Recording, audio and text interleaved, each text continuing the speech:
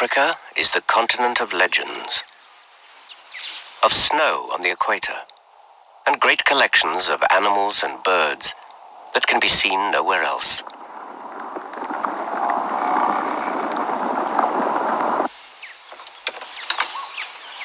It is the continent of mythical beasts, of great cats and giant serpents.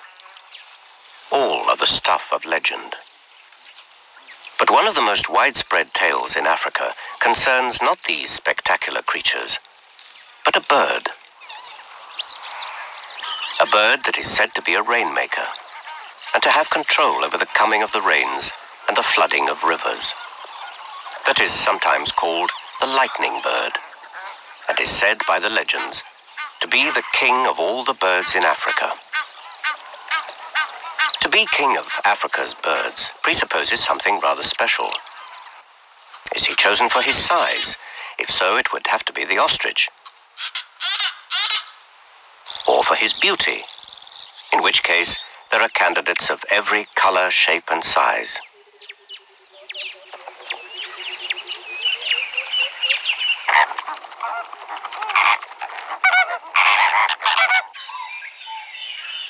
Does he have a good act, like the long-tailed widow bird? Or a lot of supporters, like the qualia?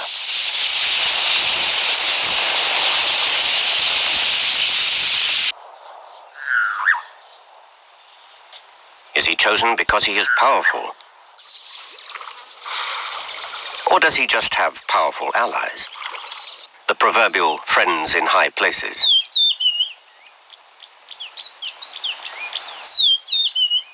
Or perhaps it is enough that he just looks like a king. Whatever he is, he must be impressive. So let's see.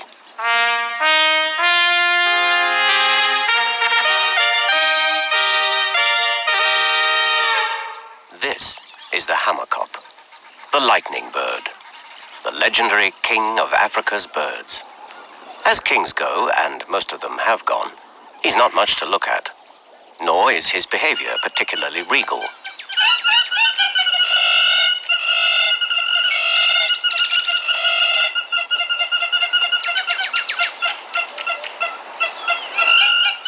But the lightning bird is not king because of his size or strength or beauty.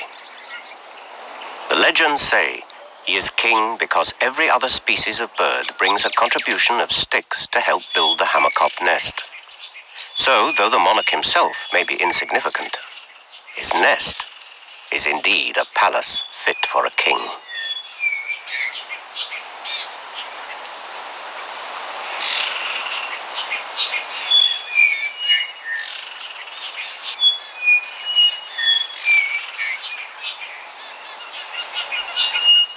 Found only in Africa, the Hamerkop is the single representative of a family that comes somewhere between the herons and the storks. Storks can be very handsome, like the saddlebill, or very ugly, like the marabou. The Hamerkop, or hammer-headed stork, is merely drab. About a foot high, this guilty-looking bird, colored the dullest of brown, lives over most of Africa except for the deserts and forests. Their most typical habitat is along the narrow streams that wander through the savannah, such as this one in Tanzania.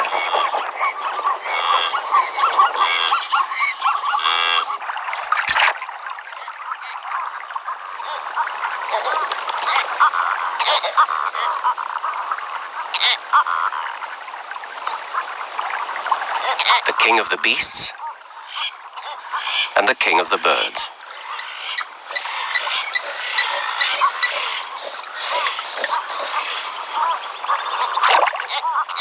For most of the year, the Hamerkop leads an unremarkable life, spending most of its time, like any other water bird, hunting for fish and frogs. Its life moves into legend at dawn, one day early in the rainy season, when a pair begin to build their nest.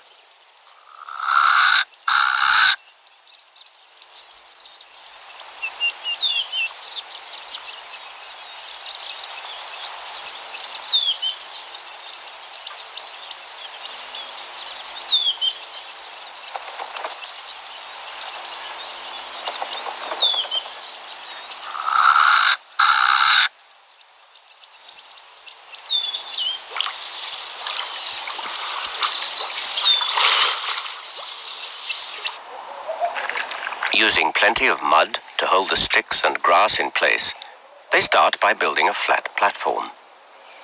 They build in a fork anywhere from water level to 30 feet and prefer to be over water if possible.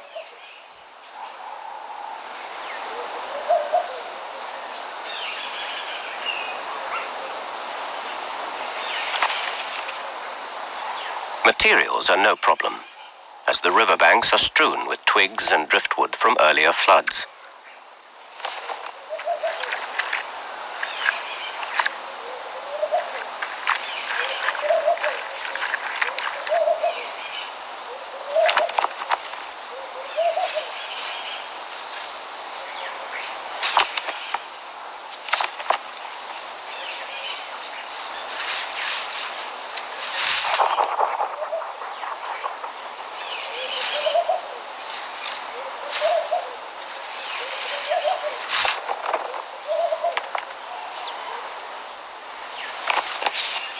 They work for only a couple of hours in the early morning, then go off fishing. So the nest grows slowly at first, especially at this stage, when, with little to support them, many sticks fall down.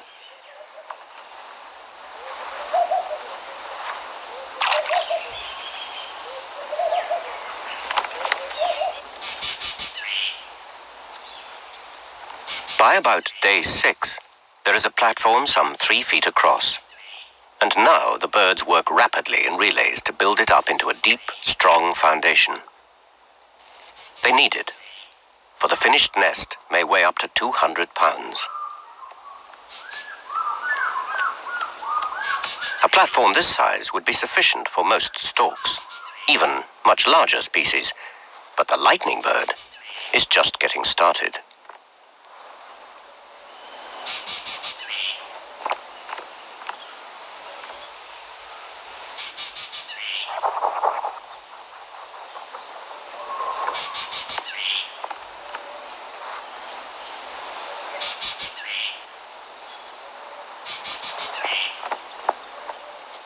Nearby, a kind of flycatcher called a silverbird is starting to nest. For some reason, it collects the grass and fibers it needs from the Hamerkop platform. Here, perhaps, is the source of the legend that other birds contribute to the Hamerkop's nest, for the silverbird is only the first of many species to visit the nest, and without careful observation, they could be thought to be helping with the building.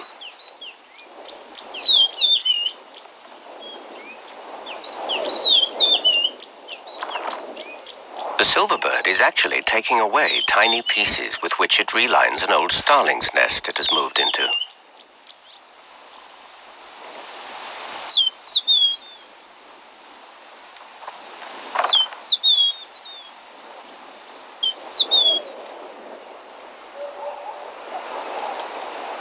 The hammerkops are curious and excited about another frequent visitor, this time a small bird of prey, the grey kestrel. Whenever a pair of hammerkops get excited, they perform this strange ceremony called false mounting.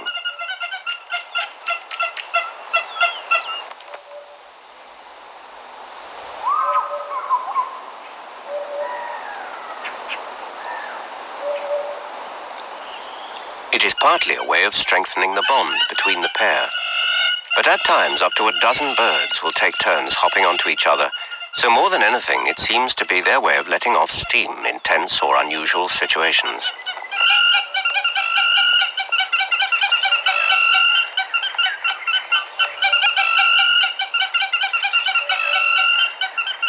The kestrel is interested because she breeds in old hammerkop nests.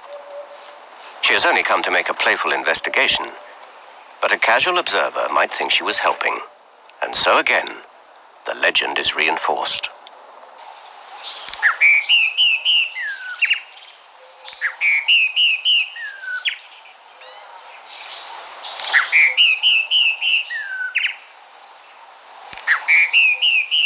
About a mile downstream, another pair of hammerkops are building and have reached the next stage of construction.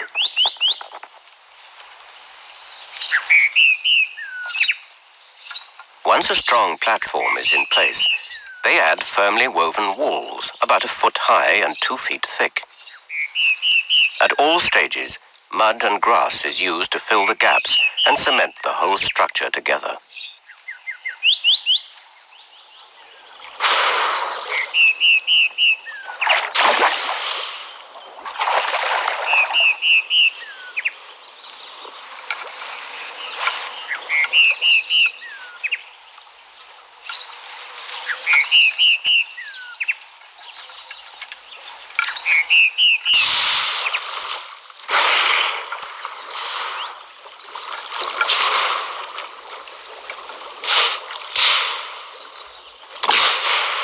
Both birds bring materials and build, but one, presumably the female, spends more time finding exactly the right place for every stick and seems to have the last word in the matter.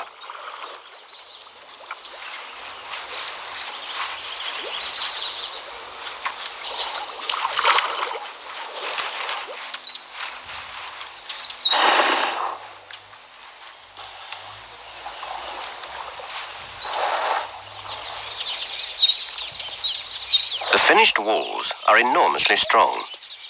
Only the most determined predator could push through them, and the roof that goes on next is even stronger.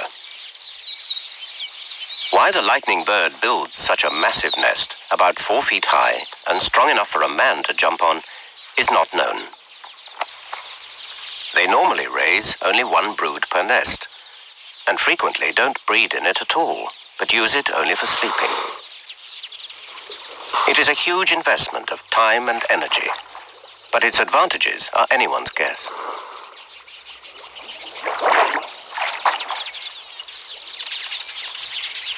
Close by is a colony of masked weavers. They too invest a lot of energy in building their woven nests, but take only 2 or 3 days to the hammerkop's 2 or 3 months.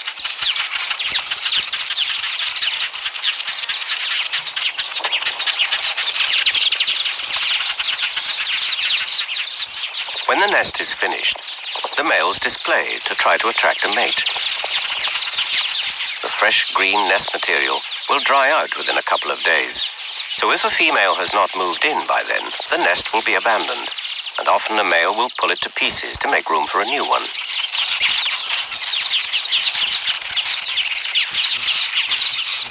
So the practice of building a nest and not using it is not uncommon.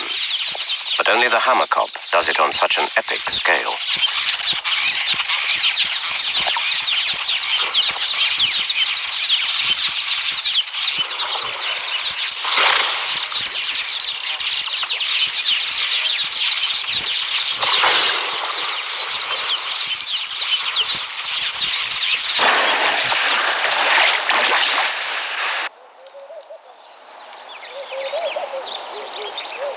The airlift has been going on for 6 weeks, and they haven't yet got to the roof. At this stage, they are often harassed by another visitor to the nest, the Egyptian goose.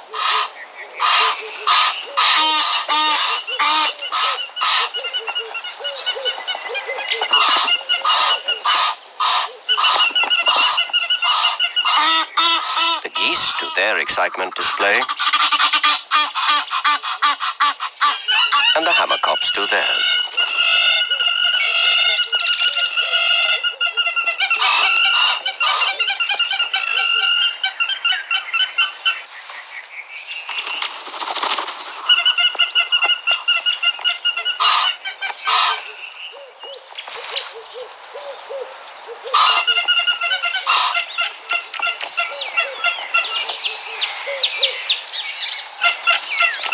The Egyptian goose lays in any old nest that is large enough. They prefer to nest over water, so hammerkop nests are particularly suitable and are in great demand by the geese.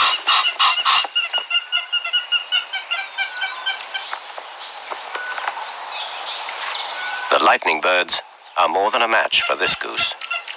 But again, the legend is given substance.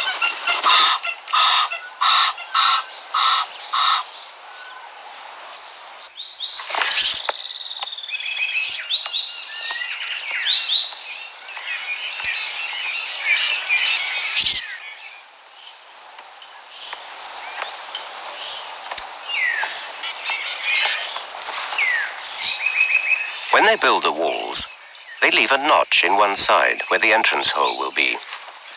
It was thought that this always faced to the east, but in fact it points away from the tree trunk, making entry by anything that cannot fly almost impossible.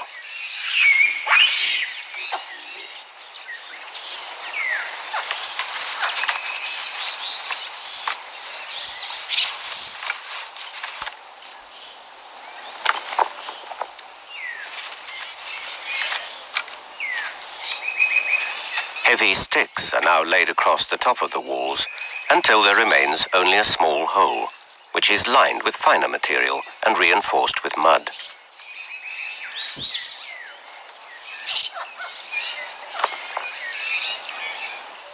Once the top is closed, a major airlift begins to pile up a rough thatch roof 2 or 3 feet deep. There are about 10,000 pieces to a big hammerkop nest, each involving a round trip of 100 yards or more. So just to build the nest, each bird flies some 300 miles, half of it carrying a heavy load.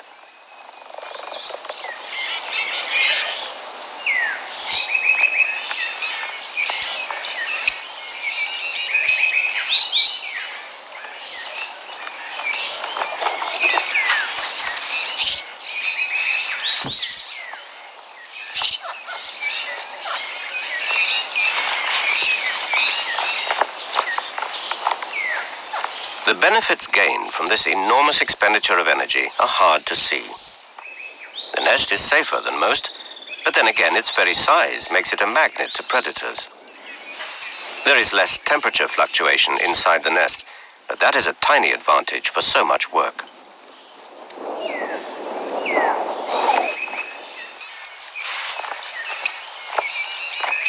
The real reasons are a mystery.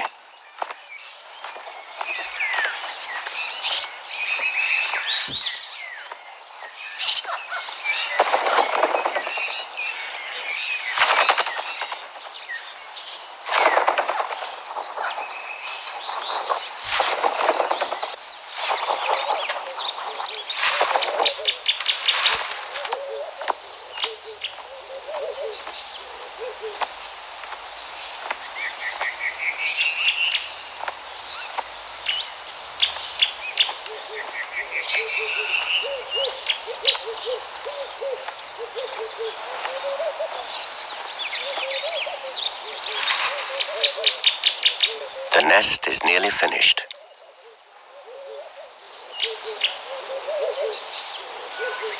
The false mounting display becomes the real thing, and the hammerkops mate.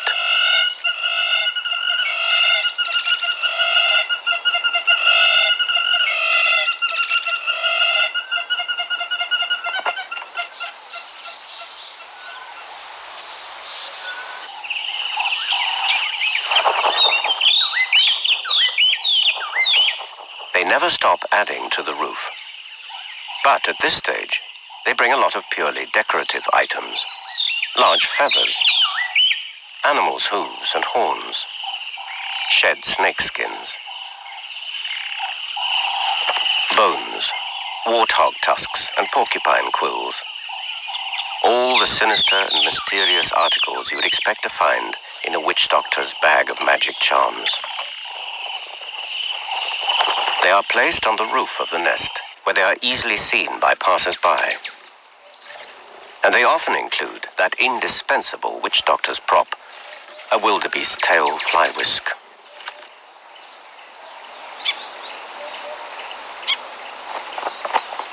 No wonder people think this bird has supernatural powers.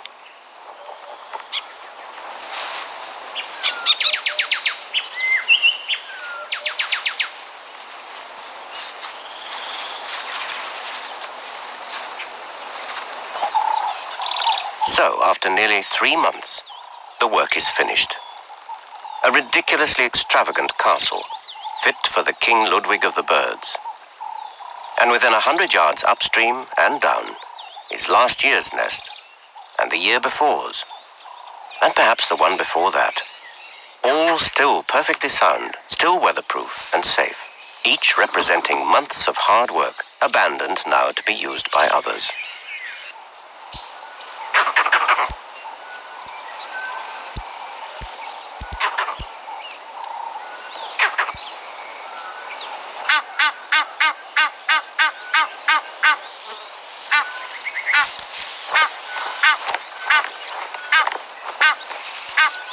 In this part of Africa, these old nests are most often taken over by Egyptian geese, for whom the entrance hole is a very tight fit.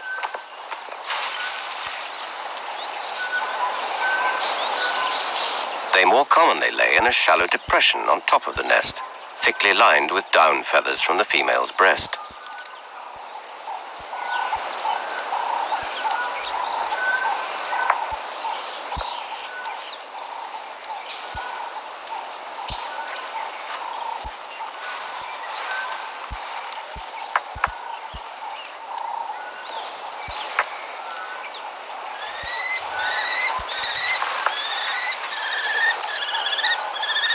The grey kestrel seldom nests anywhere except in old hammerkop nests.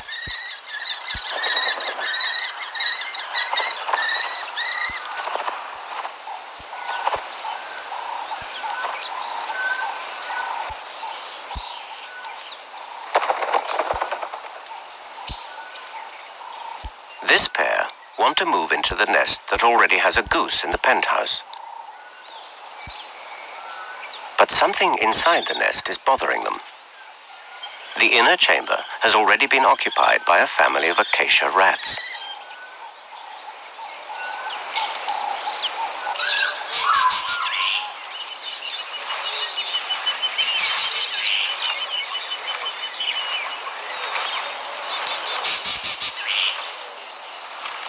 The geese take turns incubating the eggs and feeding in the shallows along the river, and there one day the female is caught and crushed to death by a 12-foot python.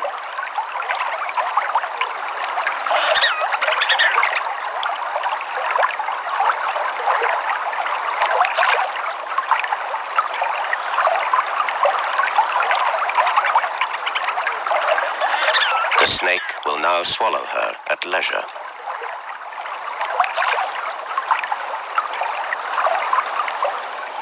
Her mate, after searching for her up and down river, guards the nest for a while and then abandons it to the creatures of the night.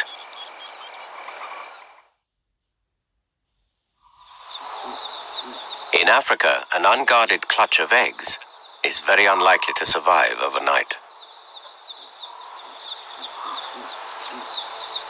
One of the most common small nocturnal predators is the genet, a tree-climbing relative of the mongoose.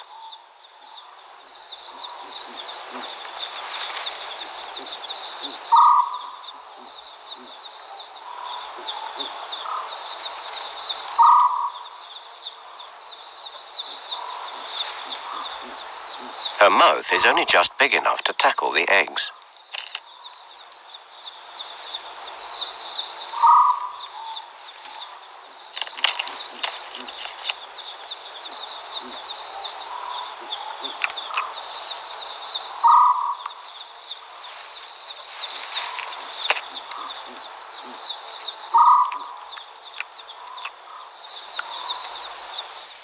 The interior cavity of the nest below the genet has been stuffed full of thorny twigs by a family of acacia rats.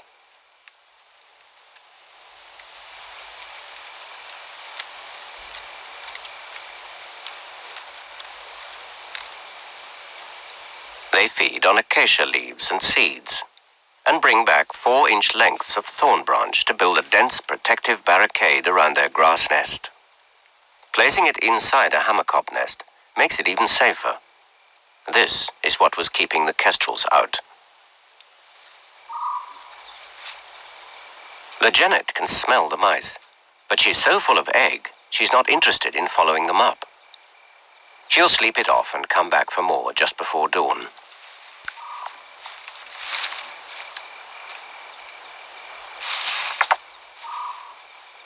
And when the cat's away, acacia rats live in small groups of an adult pair and their offspring.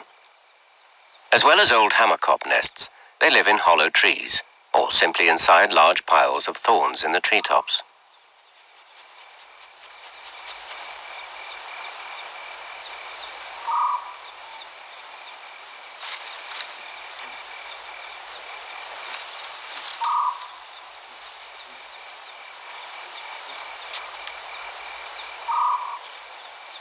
The yolk stuck to the eggshells will be a great feast for them this night.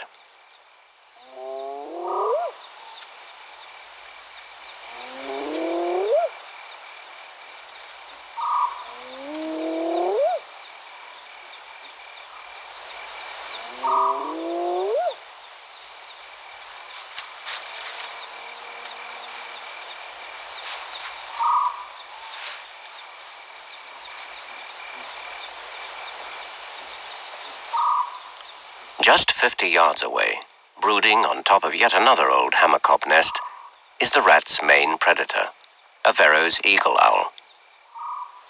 These owls don't hunt close to their nests, but the genet is still around, so the rats should be cautious. But on a warm night with a full tummy, what better than to curl up in an eggshell that seems to have been designed for just that purpose?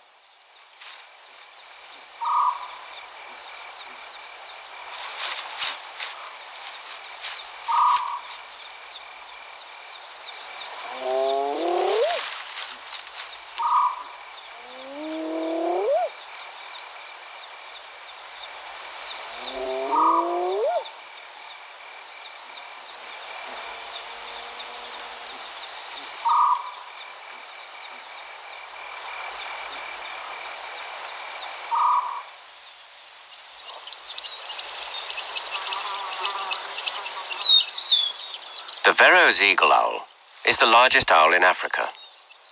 And on that continent, owls are held in great respect and even fear.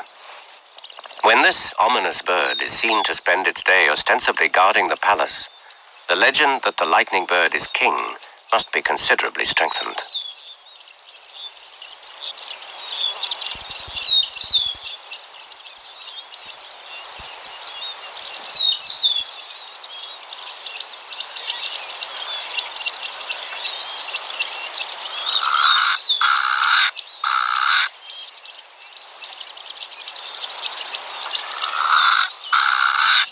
For 3 weeks, the female has been sitting on her eggs, and now they are hatching. There's a lot of room inside the nest. It's about the size of the circle of your arms, but when the chicks grow up, they and the adults will just about fill it.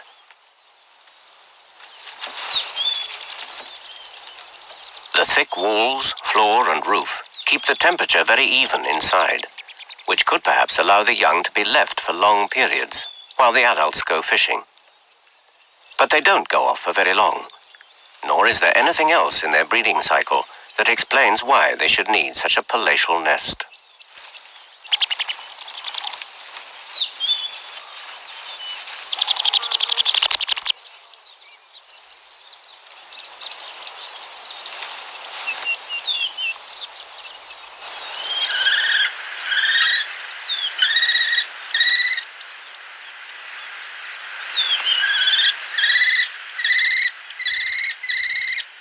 The grey kestrel's eggs are about to hatch too, and the pair change over incubation duties.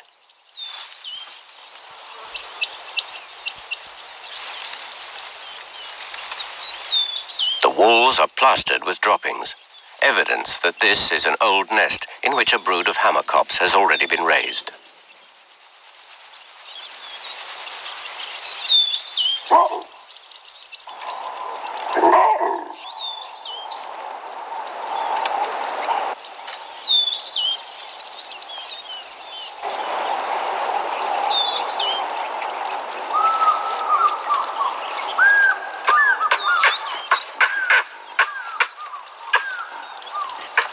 Baboons often raid birds' nests to eat eggs and young, but the kestrel is safe.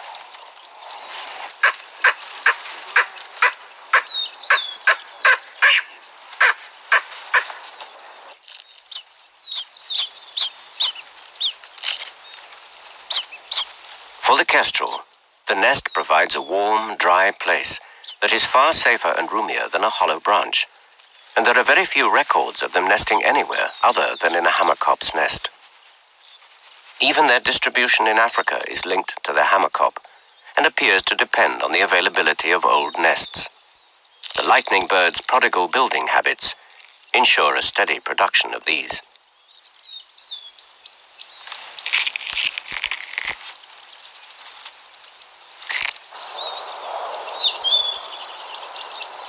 Nesting inside is obviously safer than on top, and the Egyptian goose often has anxious moments as large animals pass by. But these vervet monkeys are merely inquisitive and are very unlikely to try to raid the nest.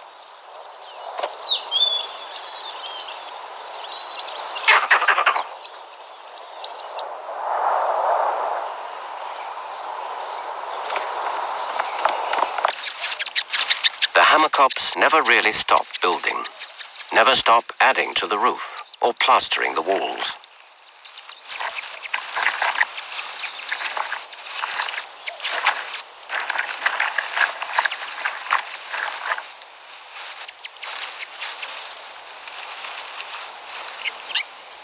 It's interesting at this stage to compare the different ways in which the hammerkop, kestrel and goose treat their young.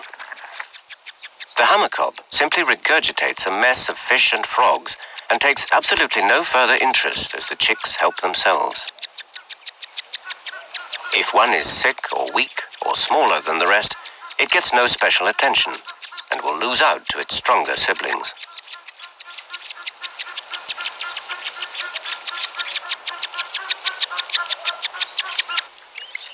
The kestrel is very different. She carefully feeds each chick individually, and even after they're all gorged, she continues to tempt them. In this case, with the leg of an agama lizard.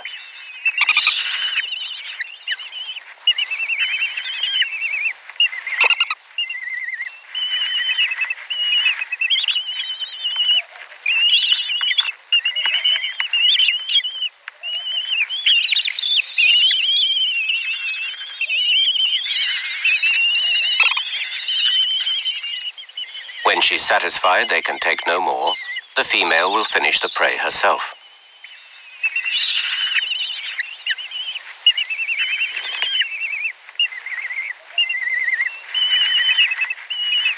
Although this hatchling will be much smaller than his nestmates, he is sure to get the individual attention he'll need to catch up.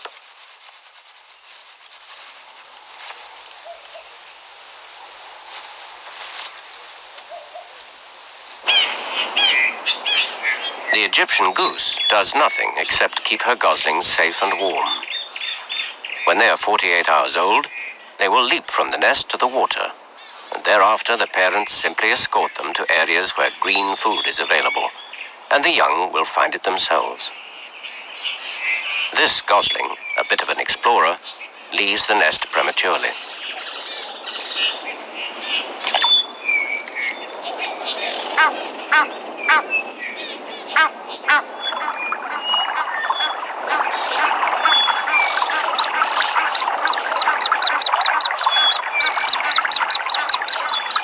The mother will stay with the young on the nest.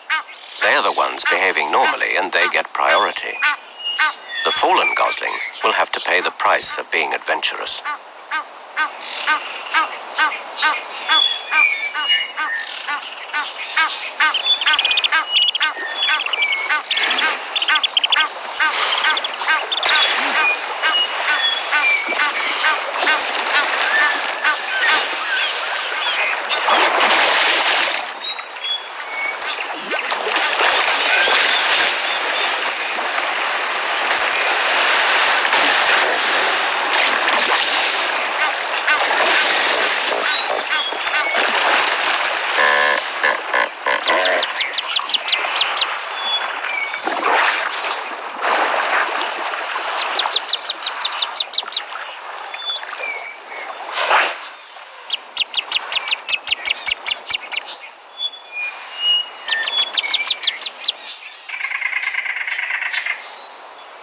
If he gets through the night, there's a slim chance that he might be found when the rest of the family jump out of the nest the next day.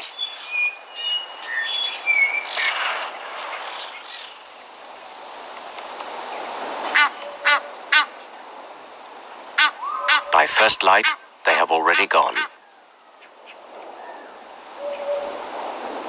Following closely in their mother's wake, they head downstream, the way the lost one went.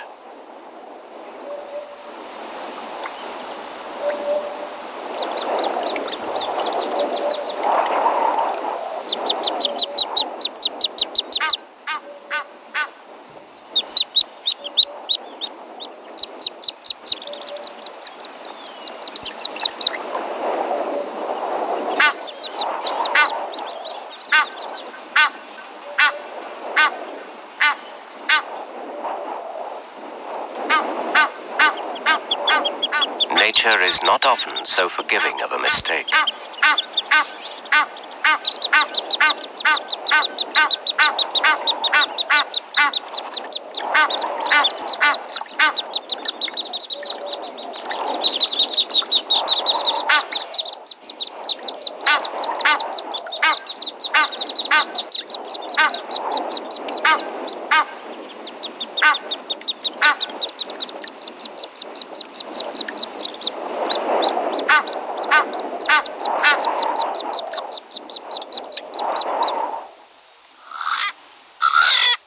At dawn, a few days later, a young hammerkop is not so lucky.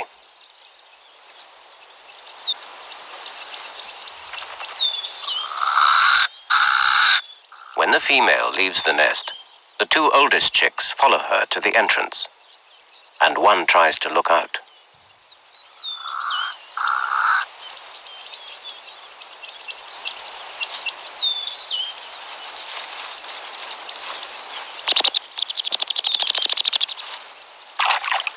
Again, it's the explorer that has the accident, and a chastened chick hurries back to its less adventurous siblings.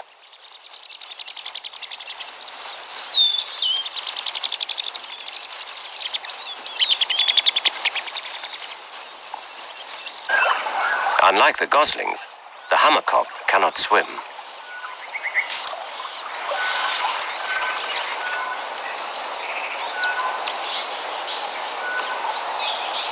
High above the river, a 4-foot monitor lizard keeps watch.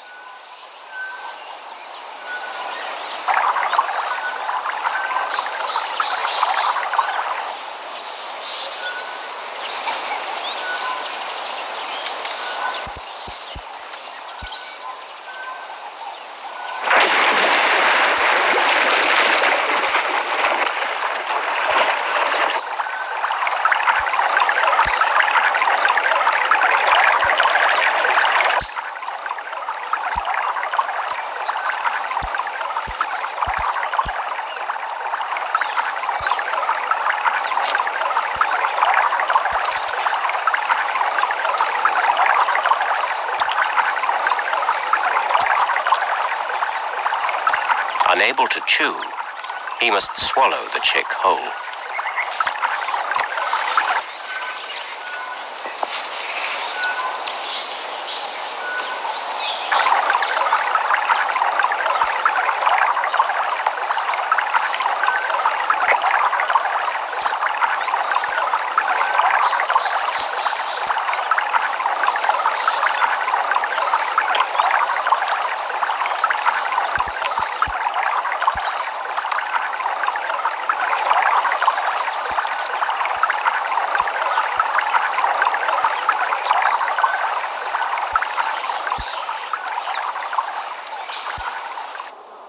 The grey kestrel sits at his lookout perch as a thunderstorm approaches.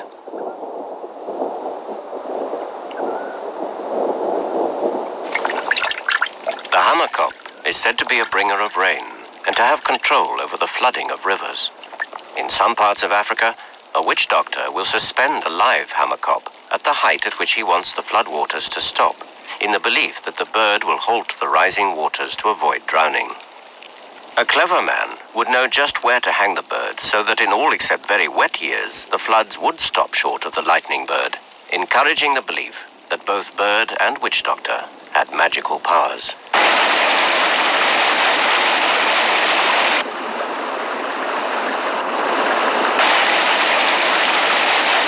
A crocodile moves close to the bottom of a waterfall. He knows that when the river floods, the fish will try to move upstream. They will accumulate at the bottom of the fall, and he will be ready for them.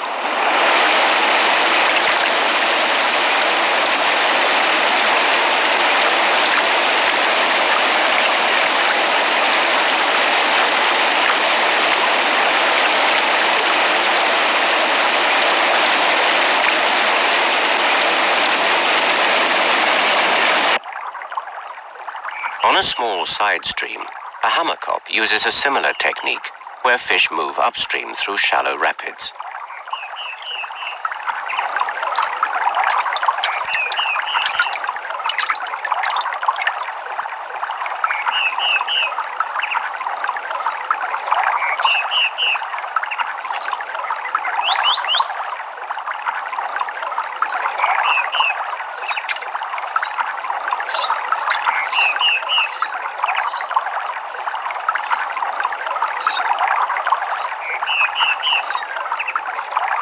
The chicks are 3 weeks old now, and the walls are getting that plastered look.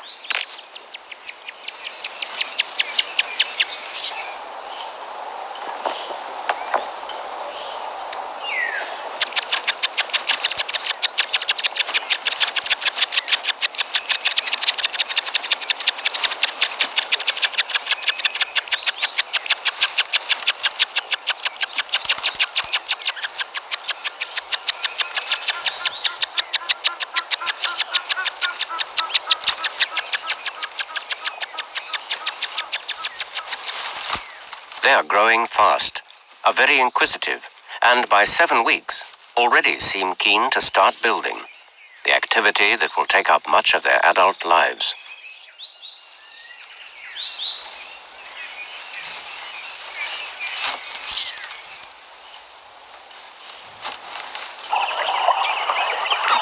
But in Africa, you don't count your chicks until they've left the nest.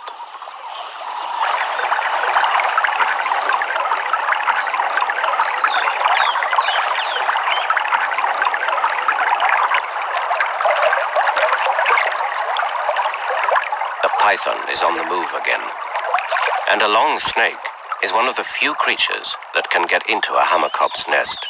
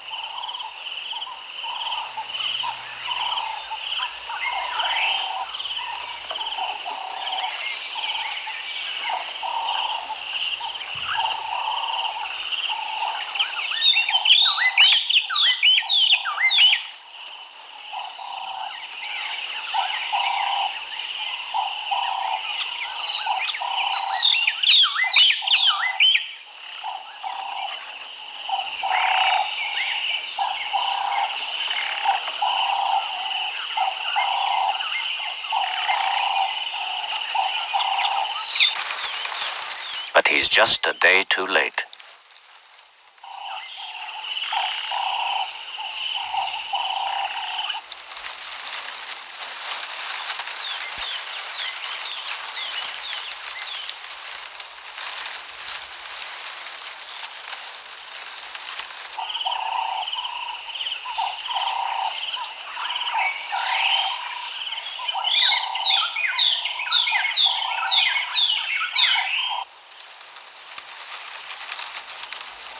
He may use the nest for several days, as pythons often do, as a warm, dry sleeping place. And he'll cause some distress to the hammerkops who'd like to sleep in the nest. But once they know he's in there, he's no longer a threat.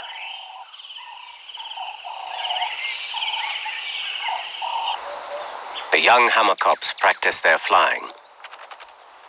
But more than that, they endlessly polish the skills they'll need for fishing. The speed and coordination of beak and eye that will keep them alive once the adults stop feeding them.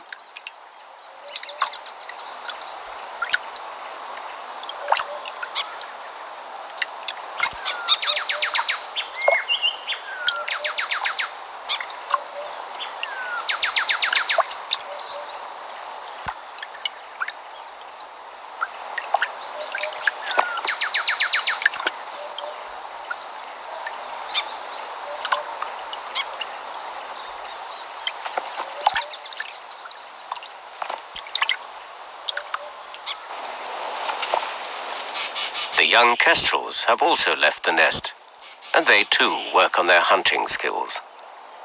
Their emphasis is on the feet, striking and grasping excitedly at the twigs they use as dummy prey.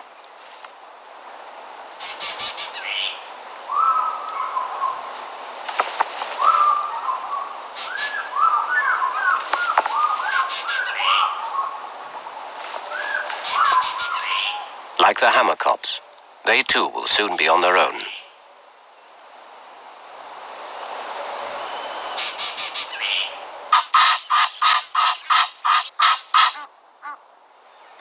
There is still one nest along the river with a family in it. The Egyptian goose that lost his mate to the python found another and made a late start. And this morning, the goslings are ready to leave.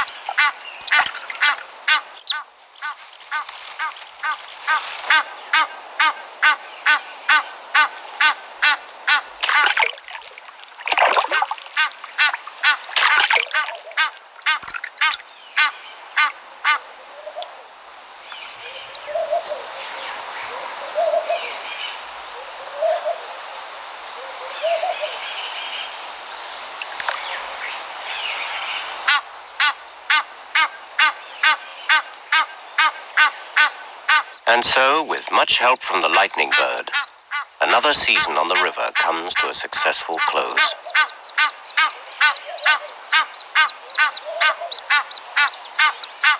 But why do the hammerkops build these ridiculous nests? Why do they fly hundreds of miles and carry enormous loads to build structures that are far too large to make any sense in terms of survival value? And why do they so often move on without even using them? Scientists say there must be some benefit gained from all that outpouring of energy, but they cannot say just what. Others say that the lightning bird's nest is a flamboyant gesture, a defiant challenge that overturns all our laws and theories about natural selection. And what of the decorations? That ragbag of witch doctors' charms that are added to the roof where everyone can see and fear them. And what of those strange false mounting displays?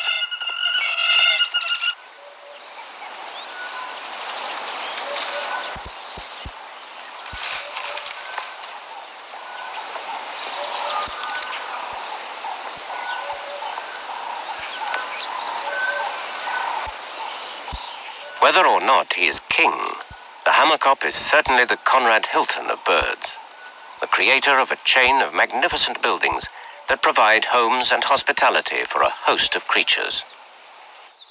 Mammals,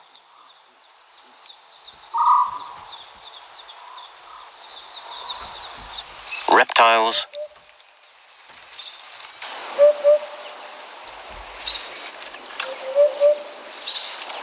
and birds.